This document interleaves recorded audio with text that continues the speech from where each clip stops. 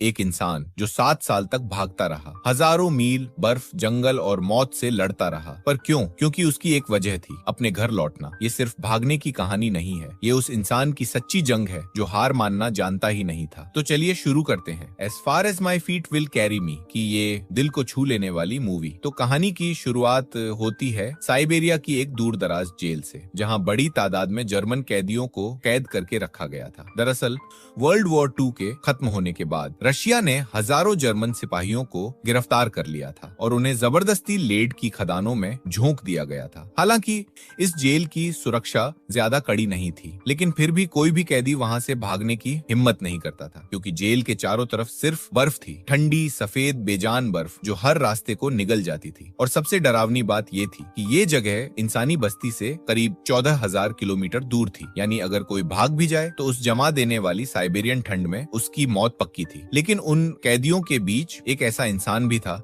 जिसके अंदर मरने का डर नहीं था, बल्कि जीने की जिद थी। एक ऐसा इंसान जो किसी भी हालत में वहां से भागना चाहता था, क्योंकि उसके दिल में सिर्फ एक ही ख्वाब था, वापस जाना अपनी बीवी और अपनी मासूम बेटी के पास। उसका नाम था क्लेमन फॉरेल, जिसे इस जेल में 25 साल की सजा सुनाई गई थी। लेकिन क्लेमन जानता था कि वो अपनी पूरी जिंदगी एक कैदी बनकर नहीं गुजार सकता। हर दिन हर रात उसके अंदर एक आग जलती थी, एक आवाज गूंजती थी कि किसी भी तरह उसे ये जेल छोड़नी है। और फिर एक दिन क्लेमन को मौका मिल ही गया। वो चोरी छिपे एक कोयला ढोने वाली मालगाड़ी में छुप गया और उस सन्नाटे से भरे अंधेरे में जेल की चारदीवारी को पीछे छोड़कर भाग निकला। जैसे ही उसने खुद को खुले आसमान के नीचे पाया, जहां तारों की चादर पसरी हुई थी, तो उसकी आंखों में चमक आ गई और वो ठंडी हवा में सांस भरकर सालों बाद आजादी की पहली बूंद को महसूस करने लगा। लेकिन ये आजादी ज्यादा देर तक साथ नहीं चली। कुछ ही दूर जाकर मालगाड़ी अचानक रुक गई। क्लेमन ने जैसे ही बाहर झांका तो देखा एक रूसी सिपाही बंदूक लिए खड़ा था।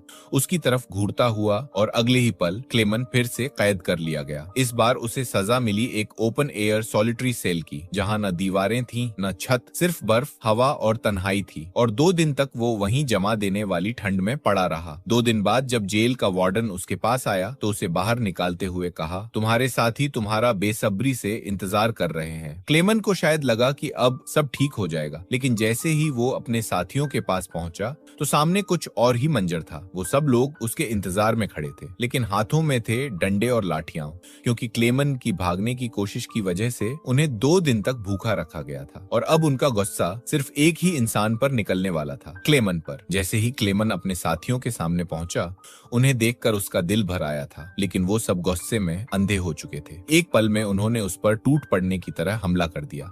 लातों, घूंसों और डंडों की बारिश शुरू हो गई और क्लेमन को इतनी बेरहमी से मारा गया कि वो जमीन पर गिर पड़ा, बेहोश, लहूलुहान। उसे इतने जख्म आए कि सीधे जेल के अस्पताल में भर्ती करना पड़ा। इस जेल का डॉक्टर भी एक जर्मन कैदी ही था और उसने जब क्लेमन को देखा तो हैरान रह गया, क्योंकि इतने जुल्म सहने के बाद भी क्लेमन की आंखों में हार नहीं थी, बल्कि एक जज्बा था, आजादी का। उसी हालत में क्लेमन ने डॉक्टर की तरफ देखा और धीमे से कहा, मैं फिर से भागना चाहता हूँ और इस बार मुझे आपकी मदद चाहिए। डॉक्टर चुप रहा। कुछ देर तक क्लेमन को देखता रहा, फिर गहरी सांस लेते हुए बोला, तुम जानते भी हो ये कितना नामुमकिन है। अगर तुम यहाँ से भाग भी जाओ तो बाहर की वो जानलेवा ठंड तुम्हें नहीं छोड़ेगी। ये साइबेरिया है, यहाँ से बाहर निकलना मौत को दावत देने जैसा है। लेकिन फिर डॉक्टर की आवाज थोड़ी धीमी हुई और उसने एक ऐसी सच्चाई बताई जो क्लेमन को और भी डरा गई। डॉक्टर ने कहा, लेकिन अगर तुम यहाँ रहे तो भी तुम मरोगे, क्योंकि जिन खदानों में हमसे काम करवाया जाता है, यहाँ लेड की मात्रा इतनी ज्यादा है कि वो हवा के जरिए तुम्हारे शरीर में जा रहा है और धीरे धीरे तुम्हें अंदर से खा रहा है। डॉक्टर ने बताया कि ये लेड धीरे धीरे शरीर में घुलता है और फिर इंसान को ऐसी बीमारियां लगती हैं जो उसे चुपचाप मार देती है, जैसे कैंसर जो हर सांस को जहर बना देता है। इसीलिए डॉक्टर ने एक गहरी सांस ली और धीरे से बोला, क्लेमन, तुम्हें एक बार फिर भागने की कोशिश करनी चाहिए। ये शायद तुम्हारा आखिरी मौका हो। और फिर उसने वो सब कुछ क्लेमन को दे दिया जो उसने बरसों से अपने लिए संभाल कर रखा था, गर्म कपड़े, मजबूत जूते और एक बंदूक, ताकि क्लेमन खुद को रास्ते में बचा सके। साथ ही उसने एक छोटी सी बात बताई कि रूसी सैनिक अक्सर अपना खाना रेलवे ट्रैक्स के किनारे छुपा देते हैं ताकि उन्हें आसानी से मिल सके। असल में डॉक्टर खुद भी इस जेल से भागना चाहता था, लेकिन 1 हफ्ते पहले उसे पता चला कि वो कैंसर से जूझ रहा है और उसके पास बस कुछ ही दिन बचे हैं। इसीलिए अब उसने अपने सारे अधूरे सपने क्लेमन की झोली में डाल दिए। क्लेमन की आंखें नम थीं, लेकिन इरादा अब पहले से ज्यादा पक्का था। और उस रात जब पूरी जेल गहरी नींद में थी, क्लेमन अपने कंबल को ओढ़े धीरे धीरे उस जगह से बाहर निकल गया। लेकिन इस बार वो उस कोयला ले जाने वाली मालगाड़ी में नहीं बैठा। इस बार उसने पैदल चलने का फैसला किया, क्योंकि अब उसके पास सिर्फ आजादी की भूख नहीं थी, बल्कि एक वादा भी था जिसे हर हाल में निभाना था। कड़ाके की ठंड, बर्फ से ढके रास्ते, सुनसान पहाड़ियां और कई कई किलोमीटर तक इंसानी साया तक नहीं। पर क्लेमन चल पड़ा, क्योंकि पीछे सिर्फ मौत थी और आगे एक आखिरी उम्मीद। अगली सुबह जैसे ही वार्डन को इस भागने की खबर लगी, वो तुरंत डॉक्टर के कमरे में पहुंचा, क्योंकि उसे शक था कि कहीं डॉक्टर ने उसकी मदद तो नहीं की। लेकिन जब उसने दरवाजा खोला तो वहां सन्नाटा था और मौत का साया। डॉक्टर, जो खुद अब जिंदगी से हार चुका था, उसने वार्डन के आने से पहले ही अपनी जान ले ली थी। वार्डन कुछ पल के लिए चुप रहा, लेकिन फिर उसके चेहरे पर एक अलग ही गुस्सा था। उसने तुरंत दर्जनों रूसी सैनिकों को भेजा क्लेमन को पकड़ने के लिए। घाटियों में तलाशी ली गई, जंगलों को छाना गया, हर बर्फीली चोटी पर उसकी परछाई ढूंढी गई। लेकिन कई दिनों की तलाश के बाद भी ना क्लेमन का कोई सुराग मिला, ना उसकी लाश। सबको यही लगने लगा कि इतनी जमा देने वाली ठंड में क्लेमन शायद कहीं जमकर मर गया होगा। लेकिन वार्डन, वो उसे जानता था। वो जानता था कि क्लेमन कोई आम इंसान नहीं था, वो टूटने के लिए नहीं बना था। इसीलिए उसने सर्च ऑपरेशन बंद नहीं किया। उसने सख्त आदेश दिए, तलाश जारी रखो, वो जिंदा है कहीं ना कहीं। और उधर हम क्लेमन को देखते हैं, जो बिना रुके, बिना झुके, एक बर्फीले तूफान को चीरता हुआ आगे बढ़ रहा था। उसके होंठ नीले पड़ चुके थे, सांसें बर्फ में बदल रही थी, लेकिन उसकी आंखों में एक आग थी जो उस बर्फ से कहीं ज्यादा तेज थी। तभी क्लेमन को अचानक कुत्तों के भौंकने की आवाज सुनाई दी। उसने फौरन पीछे मुड़कर देखा तो एक लकड़ी की स्लेज बर्फ पर फिसलती हुई उसकी तरफ बढ़ रही थी। वो कुछ समझ पाता उससे पहले ही वो स्लेज उसे टक्कर मारती हुई आगे निकल गई। और तभी क्लेमन की नींद खुल गई। उसने होश में आते ही इधर उधर देखा तो उसे समझ आया ये सब तो बस एक सपना था। असल में क्लेमन पिछले 9 दिनों से लगातार पैदल चल रहा था। ना कोई खाना, ना ठहरने की जगह, और ना ही कोई इंसान उसकी मदद को था। अब उसका खाना भी खत्म हो चुका था। थकान और कमजोरी के मारे उसका एक एक कदम उठाना मुश्किल हो गया था। लेकिन फिर भी क्लेमन ने हार नहीं मानी। उसने खुद को घसीटते हुए किसी तरह आगे बढ़ना जारी रखा। फिर कुछ दिन बाद उसका शरीर भी जवाब देने लगा। अब उसमें इतनी भी ताकत नहीं बची थी कि वो खड़ा हो सके। आखिरकार वो जमीन पर गिर पड़ा और भूख के मारे बेहोश हो गया। कई घंटे बाद जब उसे होश आया तो उसे अपने आसपास एक अजीब सी आवाज सुनाई दी। उसने धीरे से आंखें खोली तो सामने एक सील चलता हुआ नजर आया। ये देखते ही क्लेमन की आंखों में एक नई चमक आ गई। उसने झट से अपनी बंदूक निकाली और पूरी ताकत के साथ सील पर निशाना लगाया। लेकिन उसका ये निशाना चूक गया और सील वहां से भागने लगी। अब क्लेमन भी बिना देर किए उसके पीछे दौड़ा, लेकिन उससे पहले कि वो दोबारा गोली चला पाता, वो सील एक चट्टान के पीछे छिप गई। अब जैसे ही सील पानी की तरफ बढ़ने लगी, क्लेमन ने अपनी आखिरी गोली चला दी और इस बार उसकी किस्मत साथ थी। गोली सीधा जाकर सील को लगी और उसे गिरते देख क्लेमन की आंखों में चमक आ गई। इतने दिनों की भूख और थकान के बाद आखिरकार उसके पास खाने को कुछ था। उसने भर पेट खाना खाया, फिर थोड़ा सा आराम किया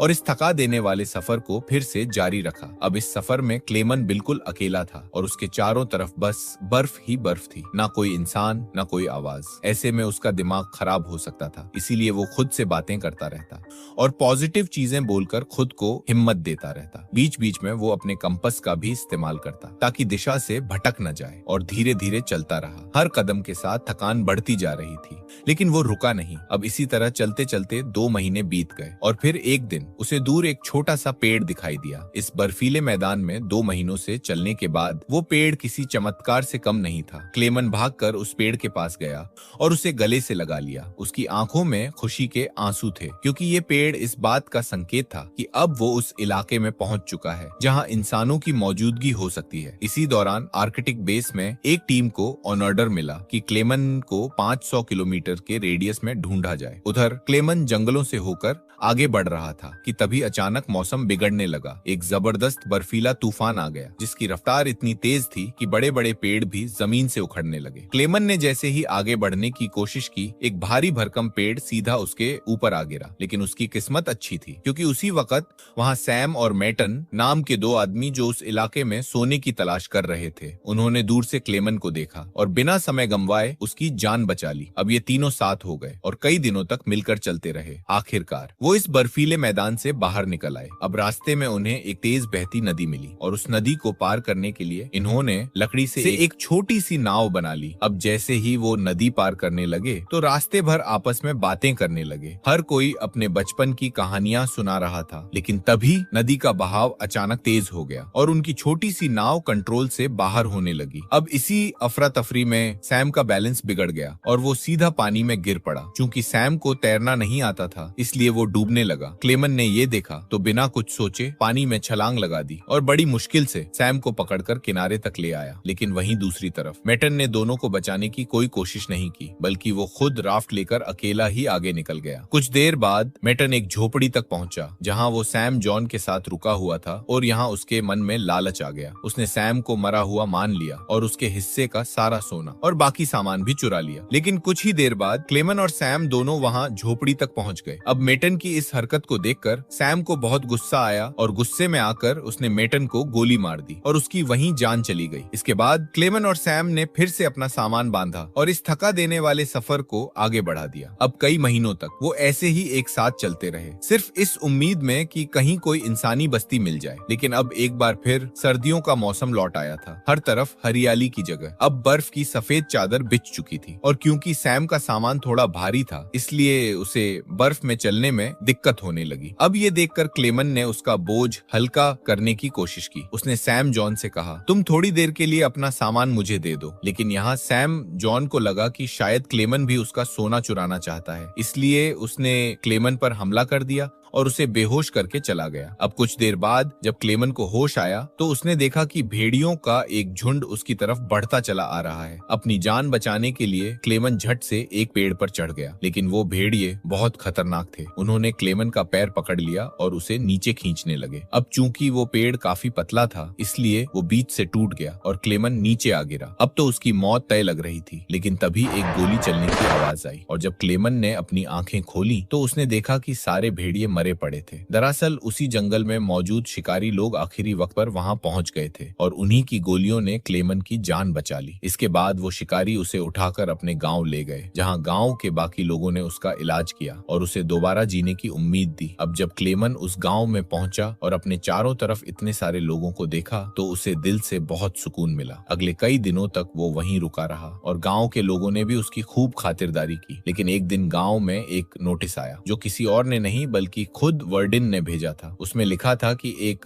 जर्मन कैदी जेल से फरार हो चुका है और जो भी उसे पनाह देगा उस पर देशद्रोह का आरोप लगेगा। अब मजबूरी में क्लेमन को वो गांव छोड़ना पड़ा, लेकिन जाने से पहले गांव वालों ने उसे ढेर सारा खाना दिया और साथ में एक शिकारी कुत्ता भी। अब इस लंबे सफर में क्लेमन का एक साथी भी था, इसलिए उसे अकेलापन महसूस नहीं हुआ। दोनों चलते गए कई दिनों तक, सिर्फ इस उम्मीद में कि कोई नई जगह मिले। और फिर एक दिन उन्हें जंगल के बीचों बीच एक लकड़ी की मिल दिखाई दी। जैसे ही वो जगह नजर आई, क्लेमन का डॉगी खाने की तलाश में उस ओर भाग गया। अब अपने डॉगी को बचाने के लिए क्लेमन भी उस मिल के अंदर चला गया, लेकिन जैसे ही वो अंदर पहुंचा, वहां काम कर रहे कुछ लोगों ने उसे पहचान लिया, जिसके बाद वो क्लेमन को पकड़कर अपने मालिक के पास ले गए। लेकिन जब क्लेमन ने वहां मौजूद सभी लोगों को अपनी पूरी कहानी सुनाई और उन लोगों ने सब कुछ सुना, तो उनके दिलों में क्लेमन के लिए हमदर्दी भर गई। उन लोगों ने क्लेमन को खाना खिलाया और उसे जर्मनी जाने वाली एक ट्रेन में बैठा दिया। अब क्लेमन ये सोचकर काफी खुश था कि बस थोड़ी ही देर में वो अपने घर पहुंच जाएगा, लेकिन उसे इस बात की भनक तक नहीं थी कि मिल के मालिक ने उसकी खबर वार्डन तक पहुंचा दी है और अब खुद वार्डन अपने सिपाहियों के साथ स्टेशन पर उसका इंतजार कर रहा था। जैसे ही क्लेमन ने स्टेशन की पटरी पार की, अचानक वार्डन उसके सामने आ गया। उसे देखकर क्लेमन का दिल बैठ गया, क्योंकि उसकी सारी मेहनत एक पल में बर्बाद होने जा रही थी। अब इससे पहले कि वार्डन उसे गिरफ्तार करता, क्लेमन के कुत्ते ने उस पर झपट्टा मारा और उसे काट लिया। इस हमले की वजह से क्लेमन को भागने का मौका मिल गया और उसने पूरी जान लगाकर वहां से दौड़ लगा दी। लेकिन तभी पीछे से एक गोली की आवाज आई और जब क्लेमन ने पीछे मुड़कर देखा तो उसका वफादार कुत्ता जमीन पर मरा पड़ा था। अब ये देखकर उसके दिल पर जैसे बिजली गिर पड़ी, लेकिन इसके बावजूद भी वो रुका नहीं और अपनी पूरी ताकत से दौड़ता रहा। फिर वो एक ब्रिज पर चढ़ा और नीचे से गुजरती एक ट्रेन पर छलांग लगाकर वहां से भाग निकला और कुछ इस तरह वो एक बार फिर वार्डन के हाथों से बच गया। ऐसे ही दिन गुजरते गए और क्लेमन धीरे धीरे इस सफर में आगे आगे बढ़ता रहा। अब देखते ही देखते साल 1952 आ चुका था और उसे जेल से भागे हुए पूरे 7 साल हो चुके थे। इस वक्त वो सेंट्रल एशिया के एक गांव में था, जहां एक मेले के बीच वो यूं ही इधर उधर भटक रहा था। इस मेले में उसने खाने पीने की कई चीजें देखी, लेकिन उसकी जेब में एक फूटी कौड़ी तक नहीं थी, इसलिए वो बस दिल मसोस कर चुपचाप आगे बढ़ गया। अब उसकी नजर मेले में खड़ी 2 लड़कियों पर पड़ी जो वहां पैनकेक्स बेच रही थी। क्लेमन को वो पैनकेक बहुत लुभा रहे थे, लेकिन वो जानता था कि वो इन्हें खरीद नहीं सकता, इसीलिए वो मायूस होकर वहां से आगे बढ़ गया। पर तभी उनमें से एक लड़की ने उसे देखा और उसके चेहरे पर फैले भूख और थकावट को महसूस कर लिया। उसे क्लेमन पर तरस आ गया और पैनकेक का एक हिस्सा तोड़कर उस लड़की ने क्लेमन को दे दिया। अब पहले तो क्लेमन को थोड़ा अजीब लगा, लेकिन भूख ने शर्म से जीत ली और उसने वो पैनकेक खा लिया। अब तभी उसी मेले में एक अधेड़ उम्र का आदमी उससे आकर मिला, जिसने उसके चेहरे की थकान और बदन की हालत देखकर सब समझ लिया। उसने क्लेमन से कहा, तुम्हें अपने घर लौटना चाहिए, और ये कहकर उसने अपनी जेब से एक लिफाफा निकाला जिसमें एक नया पासपोर्ट रखा था। उसने वो पासपोर्ट क्लेमन को देते हुए कहा, इससे तुम रूस का बॉर्डर पार करके अपने देश जा सकते हो। क्लेमन पहले तो कुछ समझ नहीं पाया, लेकिन फिर उसकी आंखों में आंसू आ गए, क्योंकि उसे यकीन नहीं हो रहा था कि इतनी लंबी और अकेली जंग के बाद कोई उसे बिना शर्त कुछ देने को तैयार था। अब जाने से पहले क्लेमन ने उस आदमी का दिल से शुक्रिया अदा किया और फिर निकल पड़ा रूस और जर्मनी के बॉर्डर की तरफ। फिर कई हफ्तों के सफर के बाद वो उस ठंडी और वीरान जगह तक पहुंच गया जहां रूस का आखिरी बॉर्डर था। अब वहां एक रूसी सैनिक खड़ा था और क्लेमन ने कांपते हाथों से उसे अपना पासपोर्ट दिखाया। अब यहाँ उसका दिल जोर जोर से धड़क रहा था। उसे डर था कहीं ये सैनिक उसे पहचान ना ले या फिर उसका नकली पासपोर्ट पकड़ ना जाए, लेकिन खुदा का करम कहो या किस्मत का साथ, उस सैनिक ने पासपोर्ट गौर से देखा और फिर उसे बॉर्डर पार करने की इजाजत दे दी। अब ये देखकर क्लेमन अपनी हंसी नहीं रोक पा रहा था। उसे लग रहा था कि अब उसका सपना पूरा होने ही वाला है। वो तेजी से चलता हुआ उस ब्रिज तक पहुंच गया, जिसे पार करते ही वो अपने वतन जर्मनी की जमीन पर होगा। लेकिन जैसे ही वो ब्रिज के आधे रास्ते तक पहुंचा, अचानक उसकी आंखों पर एक तेज रोशनी पड़ी और जब उसने अपनी आंखें खोली तो सामने वार्डन खड़ा था। अब जब क्लेमन ने पीछे मुड़कर देखा तो उसे एहसास हुआ कि वो अब भी रूस की जमीन पर खड़ा है और इसका मतलब था वार्डन उसे अब भी गिरफ्तार कर सकता है। अब यहाँ आकर क्लेमन का दिल एकदम बैठ गया, क्योंकि इतने सालों की मेहनत, तकलीफ, भूख, ठंड और तड़प के बाद सब कुछ अब मिट्टी में मिलने वाला था। लेकिन तभी कुछ ऐसा हुआ जिसकी उम्मीद खुद क्लेमन को भी नहीं थी। वार्डन ने उसका रास्ता छोड़ दिया और उसे आगे बढ़ने की इजाजत दे दी। अब पहले तो क्लेमन को यकीन ही नहीं हुआ, वो वहीं खड़ा रह गया, पर फिर भी हिम्मत करके वो धीरे धीरे आगे बढ़ा। दरअसल वार्डन क्लेमन की जिंदगी से लड़ने की जिद, उसकी बहादुरी और इंसानी जज्बे से इतना इम्प्रेस हो चुका था कि उसने आज एक सिपाही बनकर नहीं, एक इंसान बनकर फैसला लिया और क्लेमन को गिरफ्तार नहीं किया, बल्कि उसे अपने देश लौट जाने दिया। अब फाइनली क्लेमन ने वो बॉर्डर पार किया और इतने सालों बाद अपने वतन जर्मनी पहुंच गया। फिर वो सीधा अपने घर गया, जहां उसने अपनी बेटी और अपनी पत्नी को देखा जो उसे मरा हुआ मान चुकी थी। अब थोड़ी देर बाद वो दोनों चर्च जाने के लिए घर से बाहर निकली तो क्लेमन भी चुपचाप उनके पीछे पीछे चर्च तक पहुंच गया। चर्च के अंदर जैसे ही उसकी बेटी की नजर उस पर पड़ी, वो खुशी से चिल्लाई और दौड़कर अपने पिता को गले लगा लिया। अब इतने सालों बाद क्लेमन को जिंदा देखकर उसकी पत्नी की आंखों से आंसू छलक पड़े, क्योंकि उसने अपने सुहाग को खो दिया था, पर आज वही इंसान उसके सामने खड़ा था। फिर तीनों ने एक दूसरे को गले लगा लिया और इतने सालों की जुदाई के बाद फाइनली ये परिवार फिर से एक हो गया और इसी खूबसूरत मोड़ पर ये शानदार और दिल छू लेने वाली फिल्म खत्म हो जाती है।